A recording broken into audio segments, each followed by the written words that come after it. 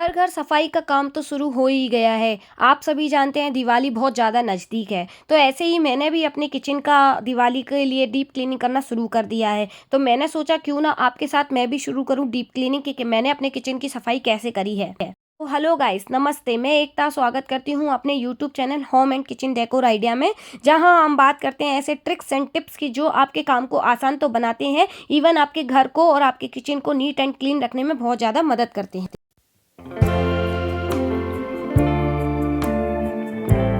तो गाइस, सफाई करने का सबसे पहला नियम यही है कि आपको अपने काउंटर टॉप को बिल्कुल पूरी तरीके से खाली करना पड़ेगा। जो भी सामान आपने जैसे भी अपने काउंटर टॉप को ऑर्गेनाइज करा है, उन सारे ऑर्गेनाइजर्स को हटाकर आपको बिल्कुल खाली एरिया चाहिए।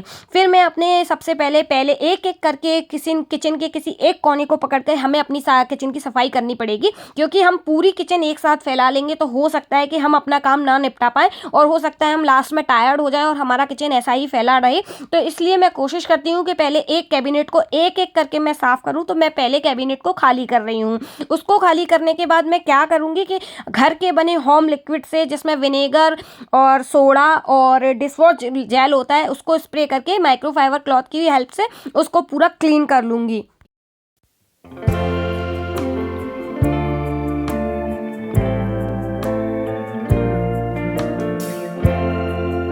जैसे कि मैं हमेशा अपने वीडियो में बताती रहती हूँ कि मैं अपने किचन को समय-समय पे साफ करती रहती हूँ, तो मेरे डब्बे बहुत ज़्यादा गंदे नहीं हैं, तो मैं उनको सिर्फ वाइप करके ही एक-एक करके कैबिनेट के अंदर दोबारा जमाती जा रही हूँ, उनको लगाती हुई जा रही हूँ।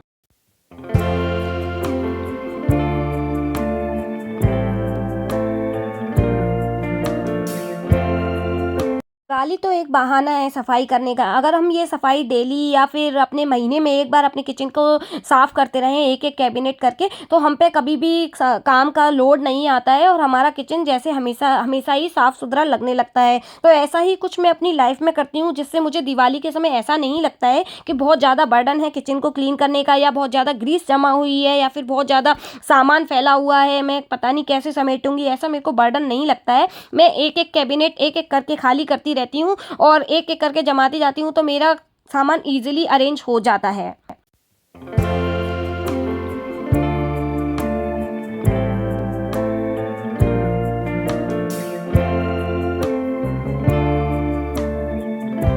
कैबिनेट जो मैंने साफ़ किया था, उसमें मैंने अपने सारे मसाले स्टोर कर रखे हैं, जैसे कि लाल मिर्ची, हल्दी पाउडर, धनिया पाउडर, ये सारे। कि आप महीने में राशन लाते हैं, तो वो वाला मेरा वो कैबिनेट बना हुआ है, जिसमें मैंने सारे मसाले स्टोर कर रखे हैं। और ये जो दूसरा कैबिनेट है, इस कैबिनेट के अंदर मैंने डेली के कुछ सामान, जैसे कि भुने चने और कुछ ड्राई फ्रूट्स, और डेली के छोटे-छोटे डिब्बे में मैंने कुछ राई, जीरा जैसे समथिंग कुछ, और मसालादानी कुछ, इस टाइप के कैबिनेट को मैंने बना रखा है। तो आप जानते ही हैं, डेली के डब्बे तो हम डेली काम करते हुए भी पहुँच ही देते हैं। तो बस ये सिर्फ़ एक ये लगेगा मुझे कि हाँ, मैंने दिवाली में ये बार ये वाला कैबिनेट फिर से साफ कर दिया है, इसलिए मैं इसको वन अगेन वाइप करके सारे डब्बों को वहीं लगा रही हूँ।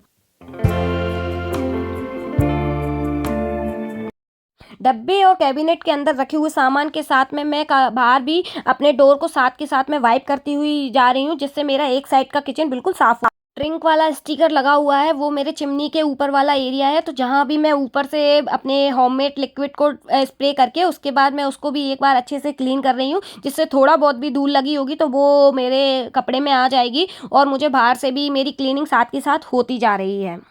अब मैं उसी के ऊपर के नीचे वाले कैबिनेट को खाली कर रही हूँ एक-एक करके। इसमें अपने सारे डेली के बर्तन लगाती हूँ, जैसे कटोरी, ग्लास, जो भी होता है डेली के छोटे-छोटे बर्तन, इस उसको मैं इसी में अरेंज करती हूँ और अपने बर्तन को किसी कपड़े से ढक रही हूँ, जिससे वाइप करते समय कोई भी धूल के कण उन बर्तनों पे ना गिरें, क्योंकि मुझे फिर वो बर्तन दोबारा से क्लीन करने पड़ जाएँगे और मेरा काम बढ़ जाएगा।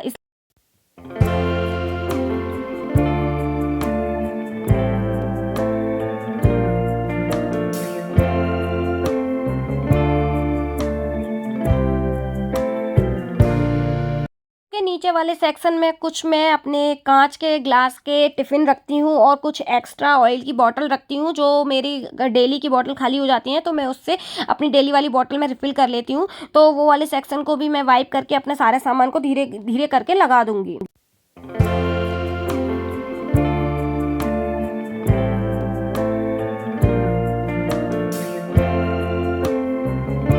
इस इस वाले सेक्शन में मैंने कुछ 3 IKEA के डिवाइडर्स का यूज़ किया है, जिससे मुझे ऊंचाई वाला स्पेस मेरे को यूज़ हो जाता है। तो इसके नीचे मैं कुछ एक्स्ट्रा लिड्स और कुछ सामान रख देती हूँ, और ऊपर वाले सेक्शन में मैं अपना टोस्टर और कुछ कांच के जो टिफ़िन होते हैं उनको रख देती हूँ।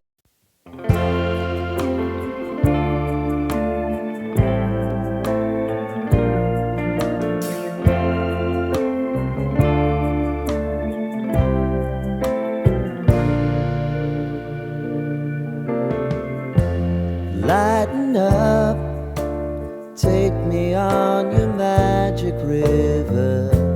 Tell me all your dreams align. ये मेरा कटली का ड्रॉअर है जो मैंने 2 दिन पहले ही क्लीन किया है, तो इसके साथ मैं कोई भी छेड़छाड़ नहीं करूँगी, और क्योंकि ये मेरा ऑलरेडी साफ़ सुथरा है तो मैं इसको ऐसे के ऐसे छोड़ दूँगी।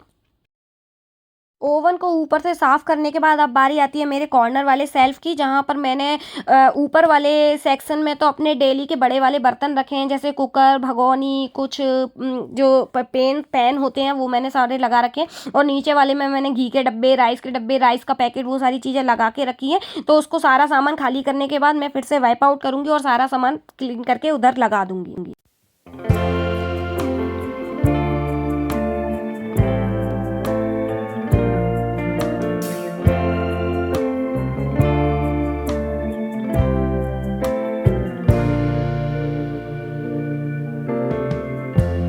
Lighten up, take me on your इस कार्डबोर्ड के अंदर मैं वो सारे बॉक्सेस रखती हूँ जो जब कभी फूड को स्टोर करने के लिए या फिर किचन का कोई भी सामान ऑर्गेनाइज करने के लिए काम आता है, तो इस कार्डबोर्ड के अंदर वो सारे स्टोर कर देती हूँ, और ये सारे छोटे छोटे डब्बे मैं एक बाउल में इकट्ठा करके साइड में रख रही हूँ, जिससे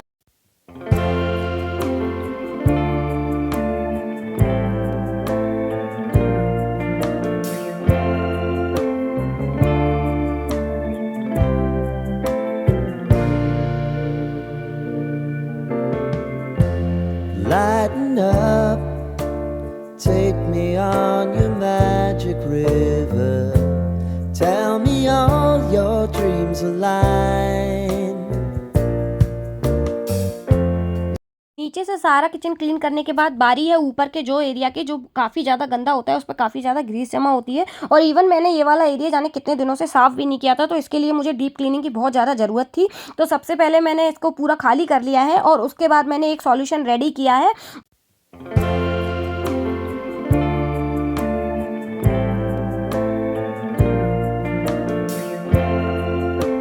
सूखे कपड़े से वाइप करने के बाद गंदगी बहुत ज़्यादा निकली थी। फिर मैं जो सॉल्यूशन की बात कर रही थी वो सॉल्यूशन अब मैं बनाने जा रही हूँ। सबसे पहले मैंने एक टब लिया है और उस टब के अंदर पानी लिया है, गर्म पानी में थोड़ा सा सोडा डाला है, और सोडा के अंदर थोड़ा डिशवॉश लिक्विड और विनेगर डालकर एक सॉल्यूशन रेडी हो गया है। अब इस सॉल्यूशन से मैं क्लीन कर दूंगी। मैं ऑलरेडी क्लीन कर चुकी हूँ, पर सॉरी मैं वीडियो शूट नहीं कर पाई क्योंकि यहाँ खड़ा होकर वीडियो शूट करना थोड़ा मुश्किल हो रहा था। तो जितना भी मेरे से साफ़ हुआ मैंने कर दिया है, क्योंकि ज़्यादा अगर मैं इसको छेड़ती तो मेरा ये पाइप थोड़ा सा मूव कर रहा था, और ये एक रेंटल अपार्टमेंट है तो मैं कुछ ज़्यादा छेड़छाड़ नहीं कर सकती थी।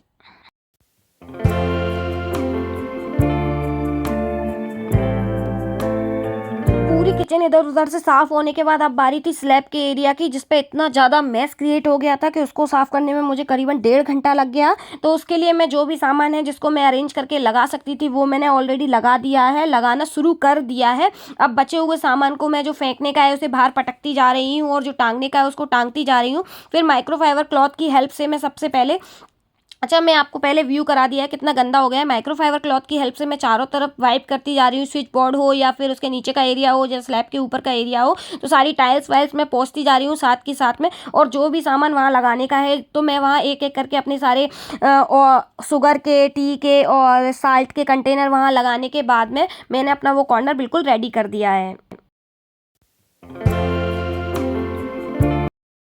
जो बड़ी बास्केट है उसको मैं पॉलीथिन में पैक करके रख रही हूँ, क्योंकि ये ओकेजनली यूज़ होती है। जैसे कि मैं कोई पार्टी करती हूँ तो इसके अंदर मैं कुछ भी जैसे नान वगैरह इकट्ठे करके रख देती हूँ सामने पार्टी में, तो जिससे वो देखने में सुंदर लगते हैं, और इसका डेकोर में भी यूज़ होता है इस बास्केट का। तो मैंने पॉलीथिन के अंदर लगा दिया है जिससे इस पर धूल ना लगे। और पूरा अपना स्लैब जैसे कि मुझे क्लीन करना है वो मैं धीरे धीरे सामान लगाती जा रही हूँ, जो फेंकने का है वो बाहर फेंकती जा रही हूँ।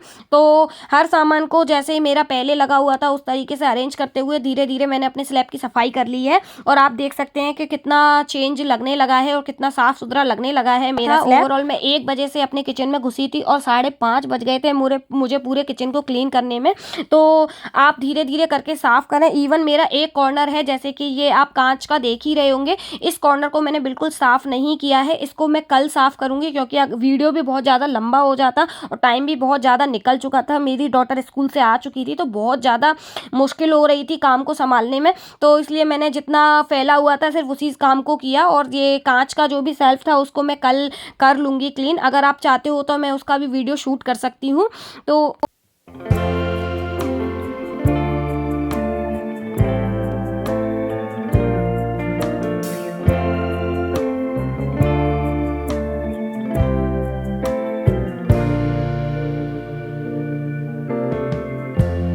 Lighten up, take me on your magic river. Tell me all your dreams align. Sign me up and tell me about. Sink area के पास मैंने जो भी ऑर्गेनाइज़र का यूज़ किया था उनको एक एक करके निकाल के मैंने उसको धोने के बाद अच्छे से उस सेम जगह पर लगा दिया है, जिससे वो प्रॉपर अपनी जगह पे सेट भी हो गए हैं। पीछे के वाले स्लैब के बचे हुए एरिया की क्लीनिंग मैं कल करूंगी, पर आज जितना मुझसे सका है उतना ज़्यादा मैंने इसको क्लीन और साफ़ करने की कोशिश की है, क्योंकि बिखरा हुआ किचन मुझे भी पसंद नहीं है। तो जितना मुझसे हो सका जल्दी जल्दी में मैंने उतना कर दिया है। पर ये पीछे वाले स्लैब को कल मैं फिर से इसको कंटिन्यू करके अपने पूरे किचन को बिल्कुल पूरी तरीके से साफ़ कर लूँगी।